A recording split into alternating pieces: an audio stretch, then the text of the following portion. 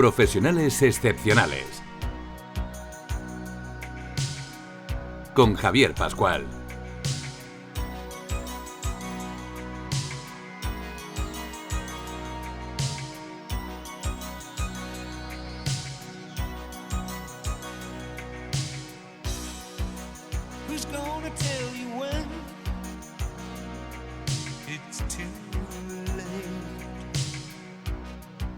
Con el patrocinio de la Fundación para el Fomento de la Innovación Industrial.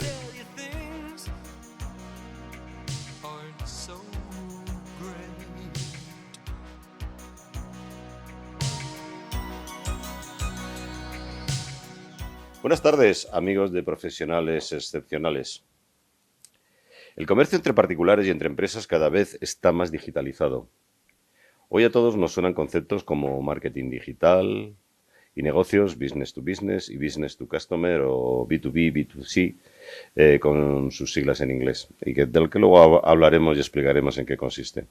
Ello implica unos avances muy significativos en las relaciones que mantienen las empresas entre sí y con sus consumidores.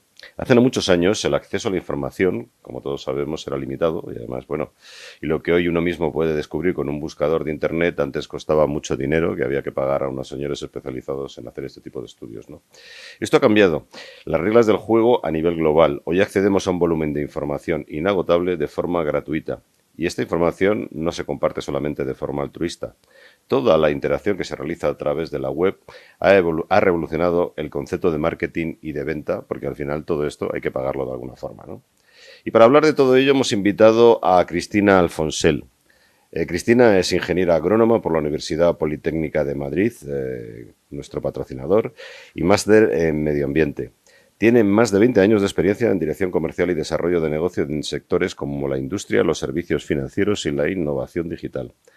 Ha trabajado en multinacionales como Saint-Gobain, la gran empresa francesa que hace de todo, materiales de construcción, vidrio, etcétera, etcétera.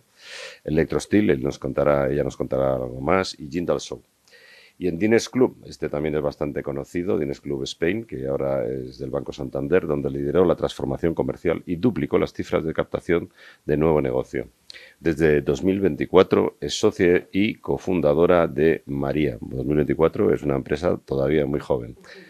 María se llama Mi Asistente Legal, que es una startup LegalTech que utiliza inteligencia artificial, tan de moda hoy en día la inteligencia artificial, para democratizar el acceso al sector legal y ofrecer a los despachos de abogados una vía más eficiente de captar clientes. Así que, Cristina, bienvenida a Profesionales Excepcionales y espero que te diviertas con esta entrevista y que podamos también inspirar mucho a los que nos escuchan y darles buenas recetas. Muchísimas gracias, Javier. Nada, estoy encantada de poder contar un poco sobre mi trayectoria profesional y, pues también, sobre todo, explicar esta última etapa en la que me he visto inmersa de emprendimiento, que creo que puede ayudar a muchas personas a acercarse al sector legal. Que hemos detectado una necesidad bastante importante. Y bueno, si queréis os cuento un poco sobre mi... Sí, ya sabes, en esta primera parte siempre os toca, porque este es un programa en el que queremos que la gente primero vea vuestro perfil personal, profesional, que contéis un poco la historia de vuestra vida y de vuestra experiencia a nivel de profesionales. Así que te dejo que nos cuentes un poco cómo ha sido. Tú eres asturiana, para empezar. Un sitio estupendo donde se come de forma maravillosa. Es maravilloso. Y donde además no entraron los árabes, porque no le dejó Don Pelayo.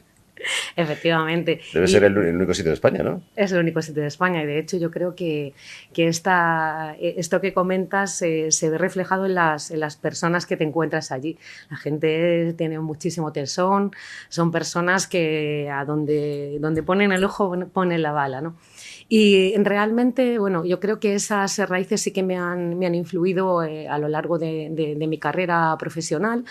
Primero porque, pues yo estudié ingeniero agrónomo Y, bueno, padre es ingeniero. Mi padre es ingeniero, pero de telecomunicaciones. Así. Bueno, pero ya está. ¿Estudió también en Madrid? Estudió también en Madrid. Sí, porque Telecos en aquella época de tu padre, yo creo que debía haber en Madrid. Total, y poco más, al final, ¿no? Bueno, y eso es una época profesional muy potente porque se rifaban a los ingenieros. Luego, ¿trabajaba en Madrid y vivís en Madrid o fuisteis a estudiar? No, las raíces son asturianas, pero vivimos en Madrid siempre.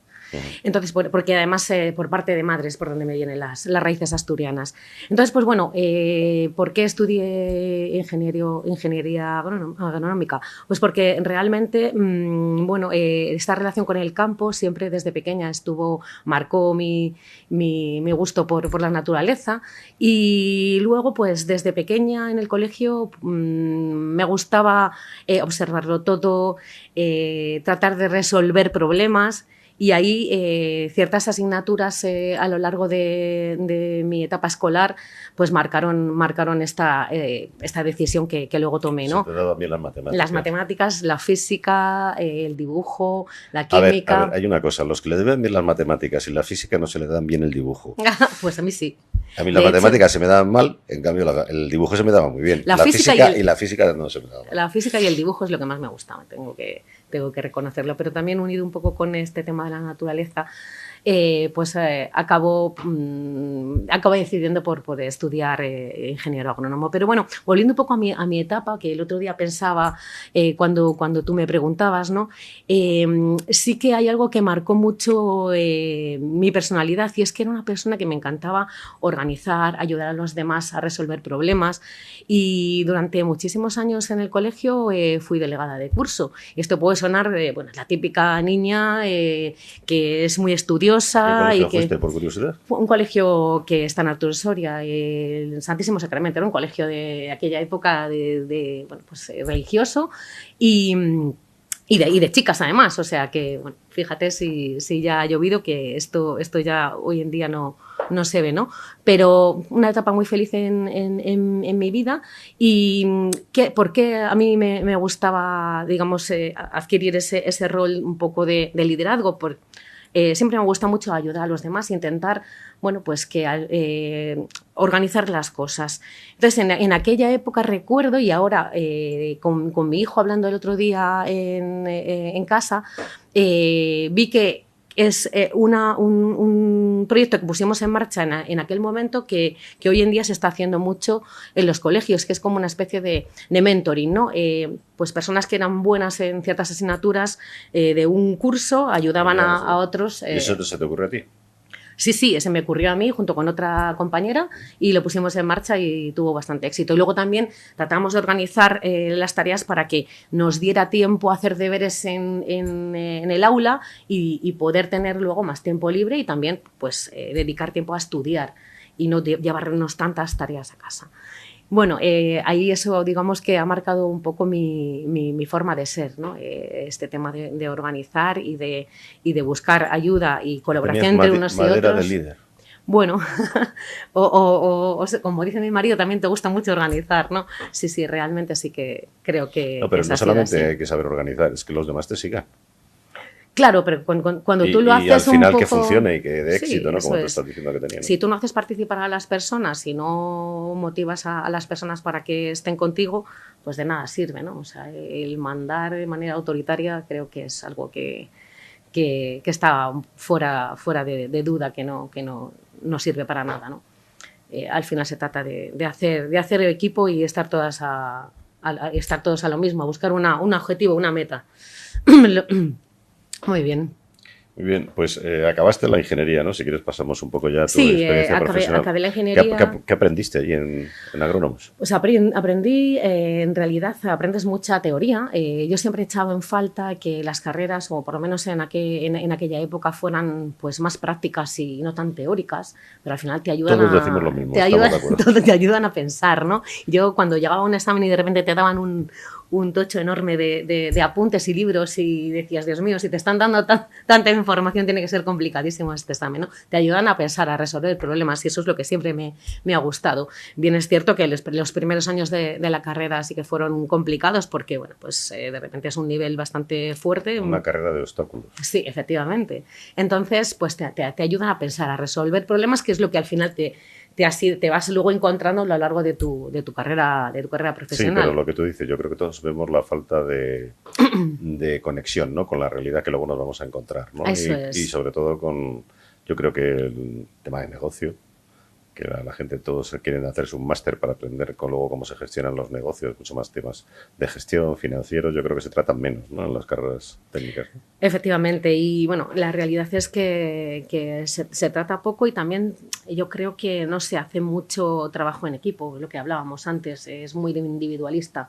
Sí que tienes ciertas asignaturas en las cuales pues trabajas en proyecto que además resultan complicadísimas, porque yo recuerdo proyectos que tuve que hacer con compañeros y siempre te encuentras por lo que luego te vas a encontrar en tu vida profesional, pues gente que arrima más el hombro, gente que es más brillante, gente que es más trabajador, y eso es lo que tú te encuentras, ¿no?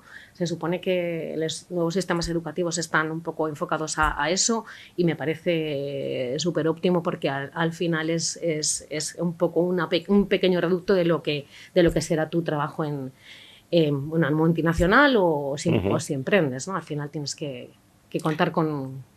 ¿No conocerías a Ramón Bustioles, agrónomo Academia Rufo? ¿No llegaste a ir? Sí, por supuesto que sí. Ramón era el dueño. Ahora está el hijo. Me acuerdo ir a las 7 de la mañana Ahora está el y hijo. su hijo. Todos hemos ido. Sí, yo a clase de álgebra con Pero, el hijo y a claro, cálculo. Tú es que eres más joven que yo.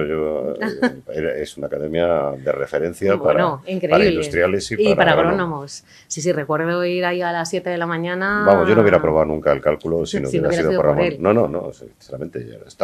Las matemáticas no eran lo mío, me las dieron muy mal en el colegio. Algo luego hice el COU en el CEU y bueno, algo aprendí un poco, pero vamos, álgebra y cálculo los aprendí allí. Eso sí que era un ejemplo de una persona que era capaz de explicarte las matemáticas, el cálculo de una manera increíble, y encima le ponía un humor a la vida impresionante. Así pues que, un recuerdo para él, yo creo que luego. Ya no está con nosotros. Yo creo que todo el mundo que ha hecho agrónomos industriales le conoce. Muy bien, entonces acabas la carrera y dices, ¿ahora qué hago? ¿O fue fácil? No, fácil no fue, pero bueno, también tengo que decir que lo pasé increíble a pesar de las dificultades de la carrera, porque hice grandísimos amigos que conservo hoy en día y con los que, bueno, pues simplemente esa experiencia ya fue fantástica.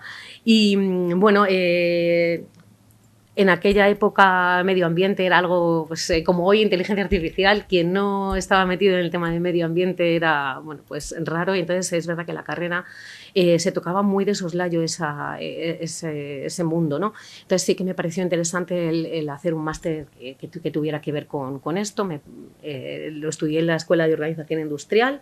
Un par de compañeras que habían estudiado la carrera conmigo también se vinieron a realizar esta aventura durante este año, y ahí es verdad que sí que pones más en práctica, trabajas en equipo, fue fantástico, la verdad.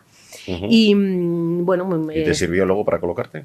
Sí, bueno, en realidad sí, porque tocamos el mundo del agua y finalmente yo entré a trabajar mi primer trabajo fue en Saint-Gobain, una multinacional que todo el mundo, mucha gente conoce, de francesa, y tenía que ver con el mundo del agua, las canalizaciones, ¿no? Y yo bueno, pues hice una entrevista, me pareció muy interesante. También, bueno, primer trabajo, entras en una multinacional enorme que produce muchísimas materiales, pero bueno, la idea inicial es entrar en un departamento técnico donde tú realmente sí que aplicas lo que has estudiado en hidráulica, en proyectos de grandes abastecimientos a ciudades, de saneamiento.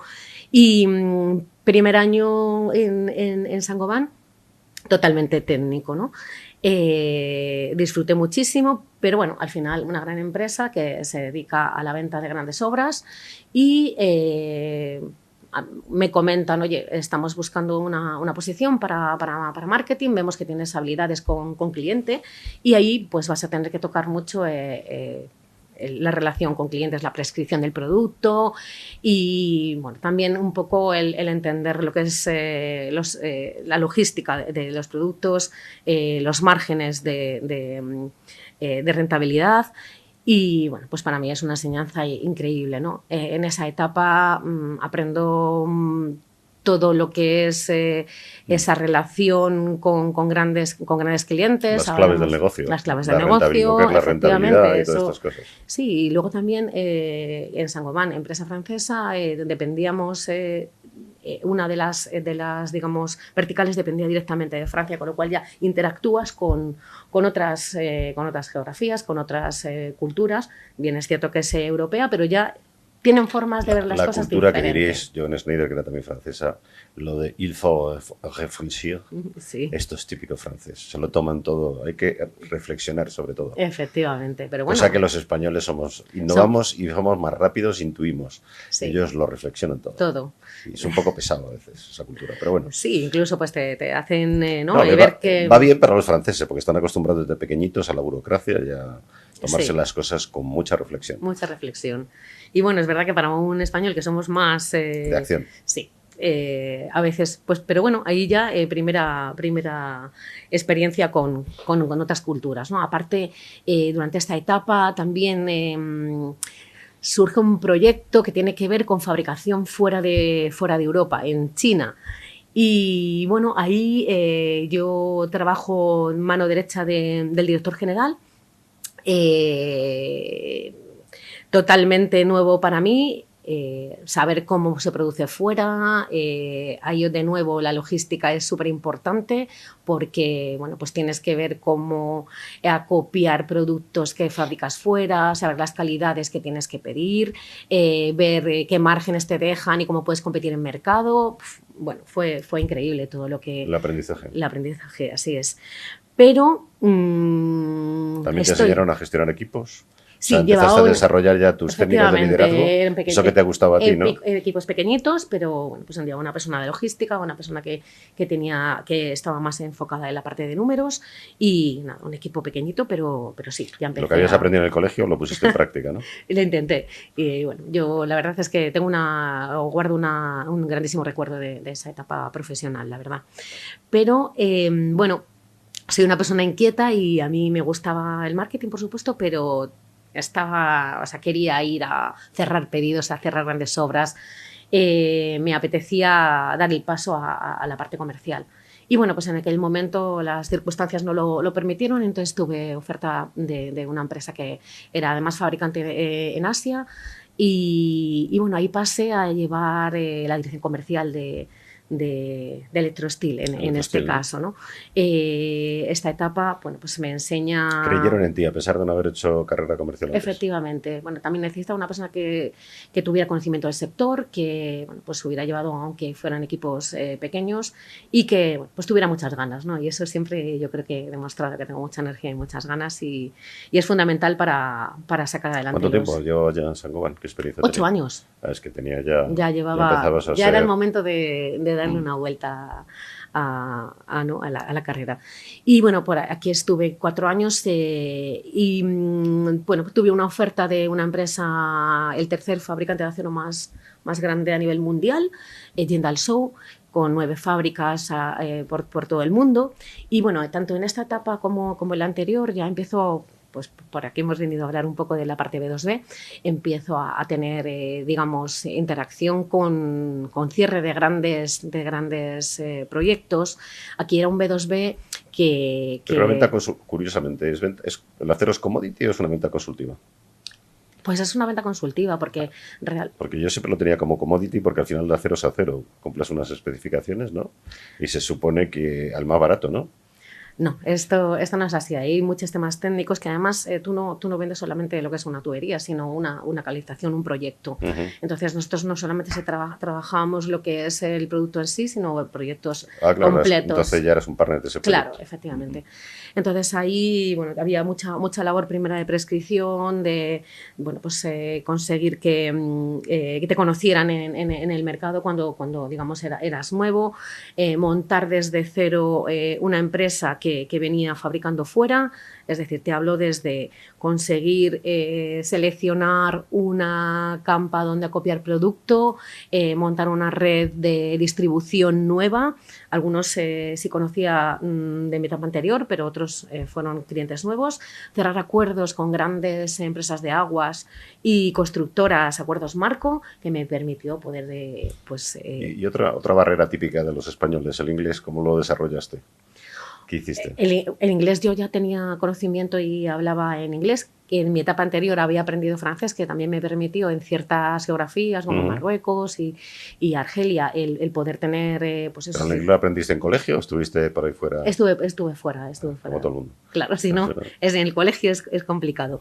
Y pues, sí que tuve cierta dificultad al principio porque, claro, cuando tienes que hablar con gente de India, que es de donde era mi empresa, entonces costó. Pero reconozco que cuando pasaron años... Parece que se están tomando los indios un caramelo cuando están hablando. Sí, lo curioso de todo esto es que pasaron años y al final yo había adquirido un poco su acento. Un día una amiga me escuchó en unas vacaciones que fuimos por ahí a hablar por teléfono y me decía: Cristina, ¿qué te ha pasado? Ahora mismo tu acento es totalmente indio, pero... Así que, bueno, ahora les entiendo perfectamente, cosa que es complicado, ¿no? Pero bueno, un poco volviendo a lo que estábamos hablando, en esta etapa fue muy... Yo creo que a nivel, la parte industrial fue mi etapa más interesante porque lo que comentaba, ¿no? A la hora de cerrar un acuerdo, a la hora de conseguir crecer o desarrollar un negocio, es complicado cuando es en tu propio país, pero si encima tú abres negocio en otros países, en otras geografías, te hablo de Latinoamérica, Brasil, Panamá, pero culturas diferentes, o idiomas diferentes y formas de cerrar un acuerdo diferentes. Puedo recordar, a lo mejor, estar tratando de cerrar un negocio y decir, esto lo tenemos clarísimo, pensar que eso estaba ok y, bueno, pues esa cultura, ¿no? Tenía como, no tiene la facilidad de poder decirte que no a algo, entonces tú tienes una sensación que es diferente a la que es real, ¿no? Entonces, con el tiempo vas dándote cuenta de cómo tienes que llegar ahí, saber leer un poco las culturas, las personas y entender. Sí, y sobre todo también lo que aprendes es... yo lo que tengo que hacer es resolver los problemas a mi cliente, ¿no?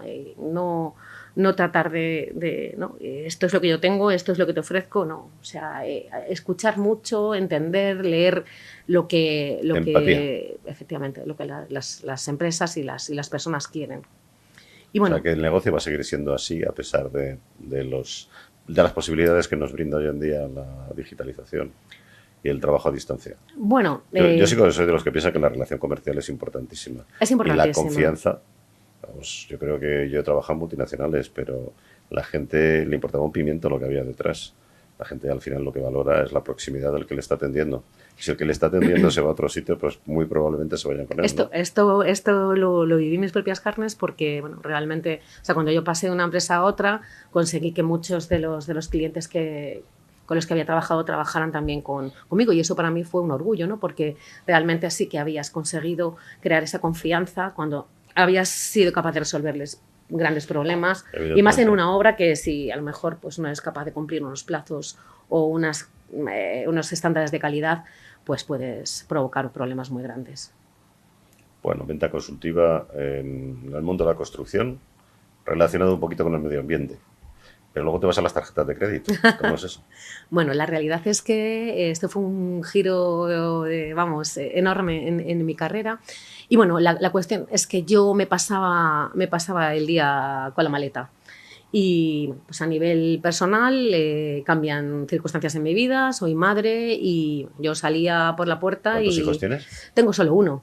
Pero bueno, fui un poco tardía en ser madre. Uno ya es suficiente. Sí, fui un poco tardía en ser madre y entonces al final vas demorando las circunstancias y dices, bueno, yo he sido madre para por lo menos ver a mi hijo algo, pero es que era tremendo, yo no paraba de viajar, ¿no? Entonces dije, bueno, tengo que darle una vuelta a mi carrera, quiero seguir en desarrollo de negocio, en dirección comercial porque es lo que me gusta, pero ¿por qué no abrir la mente a otros sectores si se da el caso, ¿no? Y fue muy casual. Moví un poquito mi currículum, nada, poquísimo tiempo y surgió una oportunidad. Vas a la entrevista pensando que de ninguna de las maneras vas a conseguir esa posición, dado que no tienes experiencia, y pues me equivoqué. Entonces entré a llevar la dirección comercial de Diners Club. ¿Que ya era Santander o lo había comprado? Todavía Santander? no, era un 75% Banco Santander y luego un 25% era de una empresa del grupo Lufthansa. Entonces... Pero Diners Club nació en Estados Unidos. En Estados Unidos. ¿Y cómo ha sido la historia? Por curiosidad ya particular mía. Porque yo tuve cuando la primera vez que fui a Estados Unidos de chaval, mi padre me dio una tarjeta al Diners Club. Sí. Porque la cogían en Estados Unidos y era una tarjeta muy reconocida, ¿no? Entonces, efectivamente. ¿cómo pasó de ser una tarjeta americana a comprarla? Bueno, porque tuvieron que llegar a establecerse en otras geografías, entonces que montaron franquicias en distintas... pues al final son esquemas de pago que necesitan tener presencia en distintas partes del mundo, ¿no? Entonces Diners Club International consiguió pues montar Diners Club ¿Pero Spain. sigue estando en Estados Unidos? Sí, sí. O sea, son franquicia, el dueño son es... franquiciados todos, sí. ¿no? Ya te he entendido. De hecho, la primera tarjeta de crédito del mundo nace con Diners Club. Esto es una historia que, bueno, pues Frank McNamara, pues resulta que se olvida su tarjeta, o sea, se olvida su dinero y dice, está cenando con unos amigos en un club y dicen, esto no puede ser, tenemos que hacer algo para solucionar. Y ahí fue donde se idea la primera tarjeta de crédito del mundo. Así que, bueno, hace ya tardó mucho en llegar a España. Porque lo que estás contando tú es de los años 40, 50. Sí, efectivamente, ¿no? Tarda mucho tiempo. Y bueno, al final la evolución del negocio de Diners Club es, primero son tarjetas de crédito para el usuario y finalmente es un negocio que se enfoca en un 95% al B2B. Para grandes empresas, ¿no? Es medio de pago para viajes de empresa. Y bueno, pues más del 65% de las empresas del IBEX son clientes de Diners Club. Son tarjetas virtuales, o sea que ya empezamos a trabajar algo, o sea, venimos de estar trabajando con un producto tangible con algo que no es tangible, ¿no? Y bueno, ¿cómo me siento yo en aquella época? Entrando en un negocio que no conocía nada, tuve la suerte de contar con un equipo bastante senior que llevaba muchos años trabajando ¿Cómo es eso del equipo senior con una persona más joven? Bueno, pues bien, la verdad, sí, y eran todos chicos además, o sea que me pareció muy curioso porque venía de un mundo en el cual eran muchísimos hombres y otra vez me encuentro con chicos. Yo la verdad es que siempre me he encontrado cómoda trabajando con hombres, no he tenido problemas. Sí, y de hecho me ayudaron muchísimo, le eché muchísimas horas para poder entender de qué iba esto, porque realmente yo no conocía, pero bueno, una vez haces clic y empiezas a entender todo, tienes la facilidad, con toda humildad lo digo, de poder entender quizá mejor el negocio de los que llevan ahí mucho tiempo, porque o sea, no tienes esa carga de información detrás. Entonces fui capaz, y siempre digo fuimos, ¿no? Porque al final sin el equipo esto no llegas a poder hacerlo, de entender cómo podríamos reenfocar el negocio y crecer. Y bueno, pues conseguimos duplicar la captación de negocio y que fueron los resultados más brillantes de la historia de la compañía. Ahí, desde luego, tuve un apoyo total del CEO en aquel momento, que además el tío ya tenía sus años y le echó muchísimo valor para hacer ese cambio, ¿no? Entonces, realmente, bueno, pues... aquí mi experiencia con el B2B al final era un poco lo mismo. Tú escuchas a tu cliente qué es lo que necesitas, detectas ciertos gaps que no estás cubriendo y hablas internamente con producto, también con la parte de IT y dices, bueno, ¿podemos resolver este problema al cliente? Y vale, sí podemos. somos capaces de, bueno, pues ser rentables haciendo esto, sí, pues y adaptarnos a sus nos necesidades. adaptamos a sus necesidades. Y el abrir la mente, eso nos dio lugar a Entiendo este además que tú crecimiento. le llevaste una experiencia totalmente distinta en un sitio donde había que cambiar un poco la cultura y la forma de trabajar. Efectivamente, también es verdad que, bueno, pues cuando las cosas van bien, pues tampoco necesitas, ¿no?, darle muchas vueltas. Esa es mi lucha siempre con la gente de ventas. Es el tema de comercial, ¿no? Es el tema de la zona de confort. Todos Así vamos es. a tender a ir a la zona de confort asintóticamente. Y tiene que haber un revulsivo siempre. Si no hay jaleillo, las empresas se duermen. Y cuando te duermes viene otro y te quita el sitio. Así es. Entonces eso se consiguió y yo creo que ahí, bueno, pues pude aportar totalmente esas ganas y esa, pues, manera de hacer. Y ya nos vamos a ir a la otra parte ya. Vamos a conectar luego con tu empresa, ¿no? Porque de ahí te montaste tu empresa y el emprendimiento, ¿no? Si te parece, hacemos un corte aquí. Sí. Y seguimos luego. Sí, perfecto.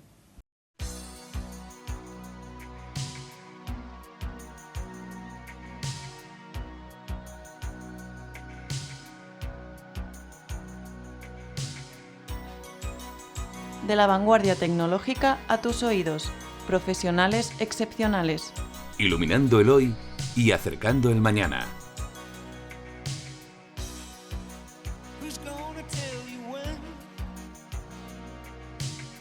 Cristina, si te parece, seguimos. Estábamos en Diners Club. ¿Qué pasa en Diners Club? ¿Cuánto tiempo estuviste? Estuve casi 5 años. 5 años. Sí. ¿Y te fuiste? Bueno, se acabó la química. Se acabó la química, por contarlo así. Claramente, bueno, hubo un cambio en la dirección, hubo también cambio en el comité de dirección y yo decidí que... Cosas que pasan. Cosas que pasan. En otra entrevista me decía también una otra empresaria que tú no tienes que estar siempre preparado a estas cosas.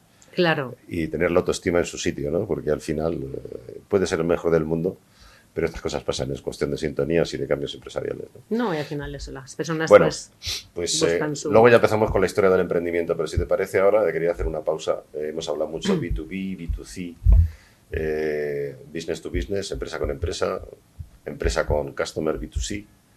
¿Eso para qué se ha creado? ¿Para liarnos a todos? Para hacernos un lío, ¿no? Para hacernos un lío. Sí, pero bueno, ahora si no se dice esto, ¿no? Por lo menos dinos qué características tendría cada negocio, ¿no? Porque además creo que luego vamos a hablar al final de cómo van a ir convergiendo. Vale, bueno, pues al final, que es el B2B, es... pues en realidad es el negocio entre dos empresas, ¿no? Esto nace hace tiempo en el sector industrial, donde, por ejemplo, una fábrica de coches necesita, pues, tornillos, necesita pintura, necesita acero. Y bueno, pues empresas que fabrican estos productos son capaces de proveer de... O sea, toda la industria auxiliar es un B2B. Es un B2B, pero al final, bueno, pues el B2B o el antiguo B2B, ahora mismo el B2B en realidad es resolver problemas entre empresas. Tu empresa tienes una necesidad y yo soy capaz de darte esta solución. Hablamos de servicios, hablamos de productos, ¿no? Pero bueno, en realidad... en la situación en la que nos encontramos, donde yo creo que cada vez tanto empresas como usuarios están buscando algo común, que es la agilidad, la rapidez, el resolver esos problemas, el B2B y el B2C están convergiendo. Es decir, tú como usuario necesitas ahora mismo... con las herramientas que existen actualmente, con el marketing digital, con los datos, conseguir en una búsqueda rápida un producto o un servicio, pues realmente lo que un usuario está queriendo, lo mismo ocurre entre las empresas. O sea, lo que antiguamente era, pues eso, un comercial que te iba con una carpeta a ofrecerte una cosa, ahora pues ya no es eso. Ahora ya es, en un clic consigues tener esto, pero tanto un usuario como una empresa, ¿no? Entonces, creo que realmente está habiendo una convergencia entre el B2B y el B2C y que cada vez más vamos a... O sea, si no estás metido en... Si no estás digitalizado, si no estás utilizando las herramientas que tienes hoy en día, pues vas a estar fuera del mercado. Te tienes que ir adaptando a lo que se está exigiendo, que es esa rapidez y esta resolución a los problemas, ¿no? Entonces, bueno, es un poco como yo veo esto, el B2B y el B2C. Bueno, y entonces ahora cuéntanos cómo se emprende. ¿Por qué decides emprender? Bueno, pues ¿Habías conseguido ya estar más tranquila? Sí. Poder estar cerca de tu familia, cosa que tenías en el principio muchos viajes, etcétera, etcétera. Circunstancias personales también. El desencuentro con Diners Club. ¿Y cuánto tiempo estás hasta que fraguas pues, todo esto del emprendimiento? El emprendimiento viene meses después, pero yo ya, bueno, pues cuando me encuentro con estas circunstancias, como ya te he comentado, soy bastante inquieta, empiezo a tener, digamos, o sea, como yo siempre he estado enfocada a hacer desarrollo de negocio para empresas, empiezo a estudiar o empiezo a intentar aprender sobre inteligencia artificial, porque quien no tenía la cabeza machacada con inteligencia artificial y seguimos teniendo, ¿no? Entonces, pues bueno, empiezo a hacer cursos. Estamos hablando hace 3 años, 2 años. 2 años y pico, sí. Y bueno, de manera casual, con un compañero precisamente de agrónomos, inició pues una etapa de consultoría donde busco digamos, desarrollo de negocio para empresas que hacen inteligencia artificial. Y bueno, pues ahí empiezo a aprender muchísimo sobre cómo realmente funciona y cómo la inteligencia artificial se puede aplicar a cualquier negocio. Entonces, le he hecho muchas horas y hablando de este tema con una amiga, me dice, ella tiene experiencia, ella es abogado y tiene experiencia en digitalizar empresas y bueno, yo conozco gente que hace desarrollos de productos para distintas compañías, startups que están creciendo. Entonces ahí hacemos clic y digo, mira, me encuentro en un momento en el cual pues me gustaría montar algo y ella tiene una idea que juntas pues empezamos a dar una vuelta, ¿no?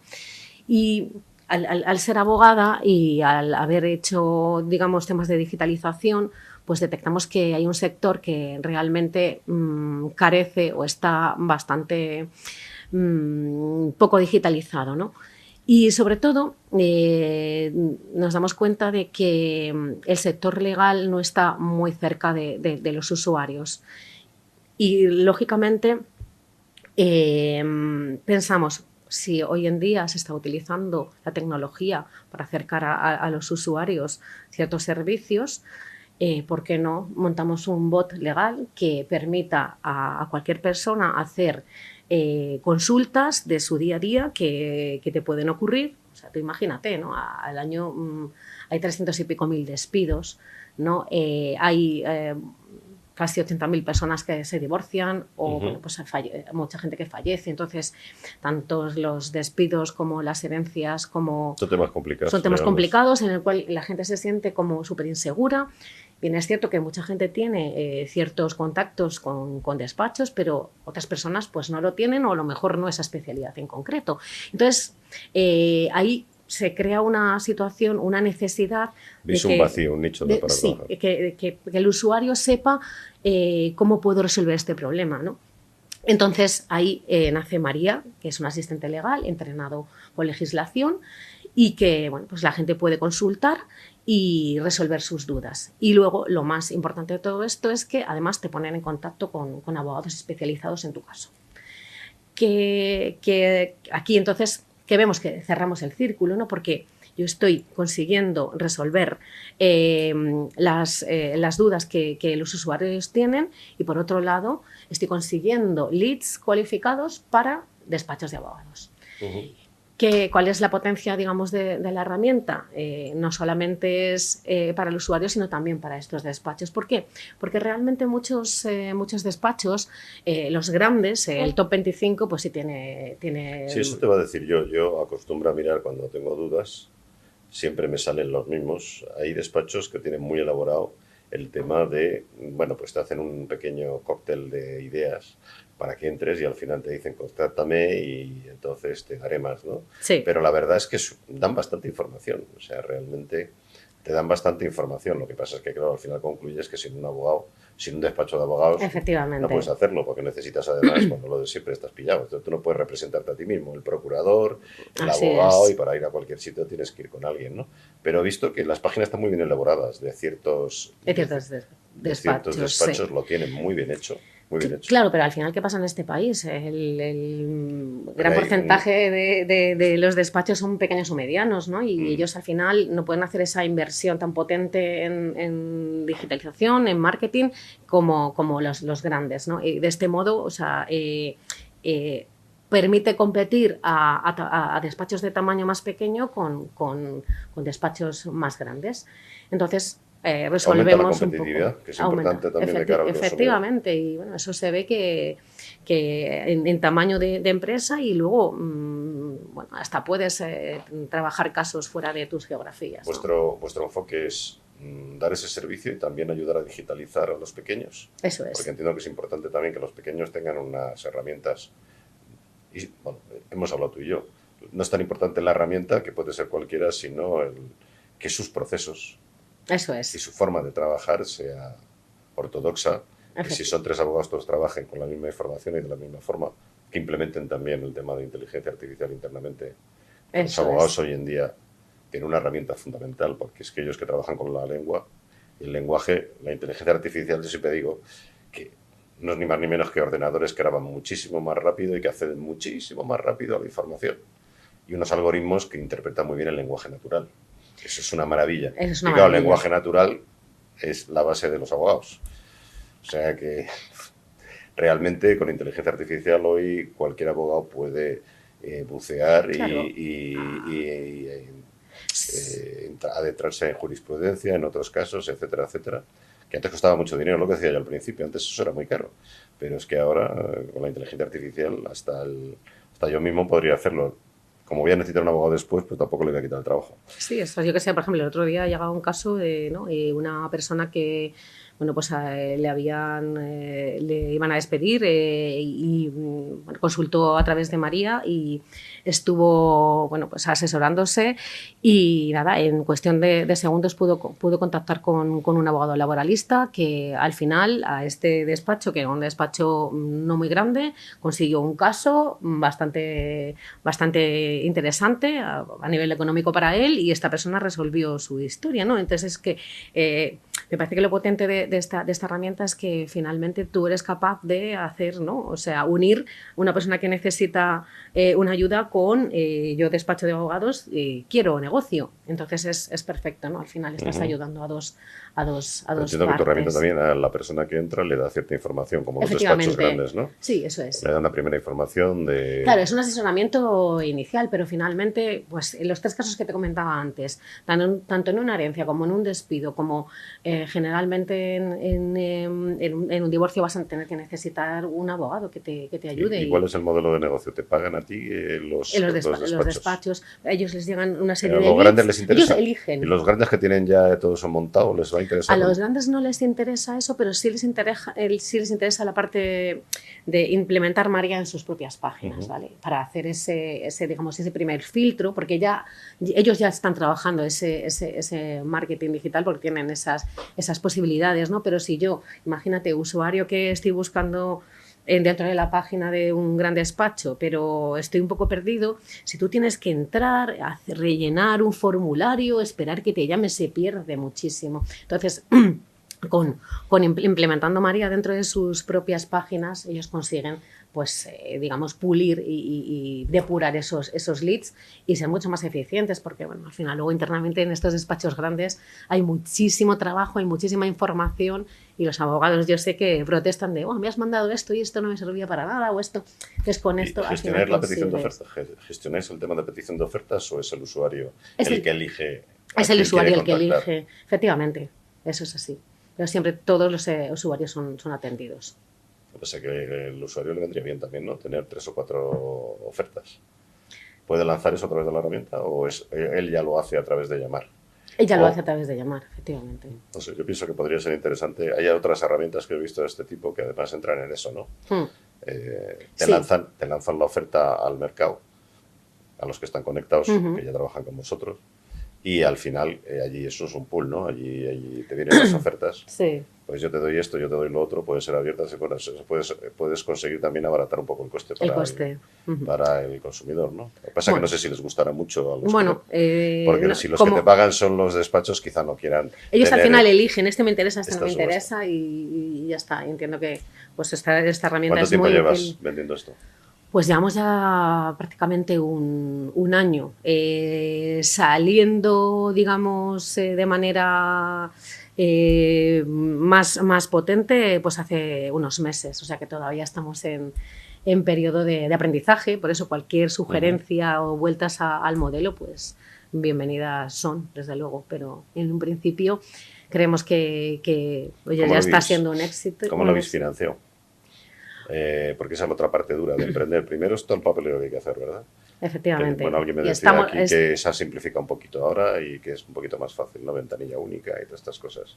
Aún así, el notario, la escritura, el no sé qué, la constitución de la sociedad, el registro mercantil. Efectivamente. Bueno, pues ha habido fondos propios y luego... ¿Lo habéis conseguido con fondos propios? Sí, parte con fondos propios y estamos ahora en un periodo en el cual, bueno, pues vamos a recibir ahora una ayuda y estamos también en conversaciones con gente interesada en invertir. O sea que bueno, estamos en ese periodo interesante. Me decía el otro día una persona también que había emprendido 3 veces y ahora ya no tiene socios. Bueno, esta invirtió y bueno, estamos hablando de conseguir millones de euros de inversores, que mejor no tener una empresa con inversores. Porque al final luego termina no siendo tuya. La cuestión es que, bueno, pues con los meses se ha ido viendo que el modelo de negocio tiene sentido y bueno, pues estamos puliendo, digamos, la herramienta para que cada vez sea más eficiente. ¿Qué más dificultades puedes o qué recomendarías al que quiera emprender un tipo de negocio como este? ¿Qué has aprendido? Bueno, ¿qué es lo que hay que hacer o qué no hay que hacer? Yo realmente creo que es importante cuando lanzas algo que no hay, parece una tontería lo que voy a decir, pero que no exista nada ya como eso, ¿no? Realmente, bueno, pues que estés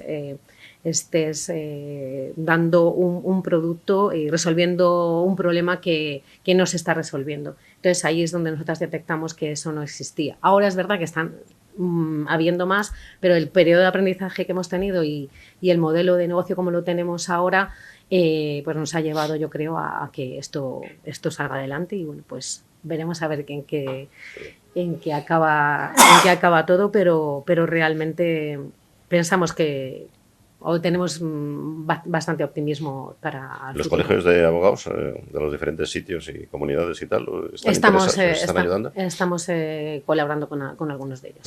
Te contaba que un colaborador nuestro, el Colegio de Aparejadores, lo está haciendo, pero lo han hecho ellos sin home, ¿no? También, sí. Para dar trabajo a los aparejadores desde el propio colegio. Claro. Y bueno, también eso, mi consejo es tener mucha paciencia porque te equivocas un montón de veces, porque tienes que pulir, pensar que, bueno, pues cuando crees que estás lo cierto hay que replantearte y darle 1000 vueltas a dónde estamos fallando e ir ajustando. Es muy, muy importante no perder la paciencia, evidentemente. Toquemos otro tema. ¿Qué más quieres contarnos sobre tu emprendimiento antes de que pase? Bueno, yo creo que simplemente eso, que cualquier persona, o sea, lo potente de esta herramienta, como ya he dicho, es que ayuda a los demás, ¿no? Ayuda a resolver sus problemas y a los despachos a conseguir negocio, con lo cual yo creo que esa es la potencia, ¿no? Es el puente, María, es el puente que existe entre ese usuario que tiene un problema realmente importante y este abogado que es capaz de conseguirlo. Esto sería B2C. Porque es desde el Esto consumidor. Sería B2C. Sería B2C y sería B2B, porque yo le estoy consiguiendo negocio a un despacho. Está bien ese ejemplo. Sí, sí. Volviendo al tema personal, si te parece. A mí me gusta también tratar el tema digamos, de los problemas de la mujer emprendedora, la mujer trabajadora. Tú decías que con el DINES lograste mayor estabilidad. ¿Y cómo te ves ahora de emprendedora con la familia? ¿Es todavía mejor, peor? ¿Cómo se lleva eso? ¿Qué recomendaciones le puedes hacer a otras mujeres que quieran emprender? Y que quieran conciliar. Yo creo que precisamente el tema de emprender te permite, por un lado, bueno, pues organizar, entre comillas, tu tiempo, aunque luego tienes que dedicar muchas horas a desarrollar el negocio, ¿no? Entonces, creo que sí existe también apoyo porque desde luego tiene que existir apoyo dentro de tu casa para que, bueno, pues esto sea un éxito. Entonces, es importante el tener ese apoyo familiar para poder sacar esto adelante. Y es verdad que para eso las mujeres nos cuesta más como soltar, ¿no? Siempre somos las que estamos súper pendientes de los hijos, o en general suele ocurrir así, pero bueno, creo que es un momento en el cual tienes que, bueno, pues sacrificar cierta parcela para conseguir luego pues tus retos profesionales, ¿no? Que al final creo que a veces los olvidamos por los demás, ¿no? Y ahí a veces tienes que ser un poco egoísta, entre comillas. ¿No te da miedo el que ahora estás jugando con tu propio dinero y tu propio interés? ¿Tú que has trabajado con el dinero de otros en grandes proyectos? Bueno, al final cierto es que da un poco de vértigo, pero creo que hay que intentarlo, ¿no? O sea, por supuesto con cabeza, sabiendo que todo tiene su límite si tuviera que tenerlo, pero bueno, creo que hay que atreverse, hay que ser valiente. Así es. Muy interesante. Ahora mismo, ¿cuál es tu plan en la empresa? ¿Cómo ves el crecimiento? Bueno, pues es un poco lo que te comentaba, ¿no? Estamos probando que el modelo de negocio es rentable y estamos viendo, pues eso, esta inversión. ¿Cuántos casos, por ejemplo, tenéis ahora? Bueno, ¿Cuántos estáis trabajando con cuántos despachos? Estamos trabajando con 10 despachos de distintas zonas de España, porque en fin, empezamos con el modelo de negocio solo en España, pero luego hemos llegado a acuerdos con otras geografías, porque finalmente, al final, cuando una persona quiere resolver un caso, se siente más confortable con alguien de su entorno, ¿no? Es lo que hablábamos antes en otros negocios, te hablas en el mismo idioma, aunque estés en País Vasco o en Sevilla, la gente se siente como más confortable pues con un abogado de su localidad. Entonces, hemos digamos, llegado a acuerdos en distintas... ¿Qué parte de tu experiencia en multinacionales y en otras empresas y en Diners Club qué parte es la más importante que has tenido que aplicar? Pues al final... Para tu negocio. Pues un poco ¿Estudios de mercado? Sí, bueno, efectivamente, esa es una de ellas, pero sobre todo también el poder entender cómo cubrir necesidades del mercado, ¿no? Ese análisis, esa estrategia. O sea, cuando yo entro, digamos, a montar esto, veo que parte del negocio no se está enfocando bien. Cuando estamos hablando de, por ejemplo, el analizar cuáles son mis usuarios, eso lo tienes que hacer a lo largo de... Lo he venido haciendo a lo largo de mi carrera profesional en todos los ámbitos, ¿no? Y en este caso, el detectar cuáles iban a ser los usuarios que me iban a dar conversiones, lo he tenido que aplicar a lo largo de toda mi carrera. Pues el encontrar el cliente, el perfil del cliente identificar ideal, las necesidades que estás cubriendo. O sea, y cuando hablábamos de obras así era, y ahora cuando estoy hablando de usuarios es lo mismo, ¿no? Es hacer ese estudio de mercado que pues hicimos, y ahí salió lo que te decía, ¿no? Gente que necesita pues, asesoramiento para ciertos puntos como pues un divorcio, una herencia, un despido, que además, vuelvo a repetir, son situaciones en las que uno se encuentra como muy desprotegido, ¿no? Al final, vuestro modelo de negocio es, os van a pagar los despachos de abogados, pero ellos os pagan un fee en función de sus resultados, ¿o es un precio fijo? Es un precio. Bueno, en un principio empezamos haciendo esto, digamos, como un precio fijo, pero hemos ido adaptándonos. Primero porque al final tampoco cada caso no le reporta el mismo beneficio al abogado No es lo mismo, a lo mejor hacer estar trabajando en una reclamación de cantidad de más de 60.000 euros a, bueno, pues un divorcio, o sea. Al final. Entonces tienes que ir, o sea, lo que teníamos pensado en la cabeza, esto es así, bueno, pues lo hemos tenido que ir modificando. Al final todos los suministros de servicios van a terminar yendo al mismo sitio, tú lo sabes, que ha trabajado en empresas grandes. Eso es. El cliente final lo que quiere es decir, reparto de beneficios.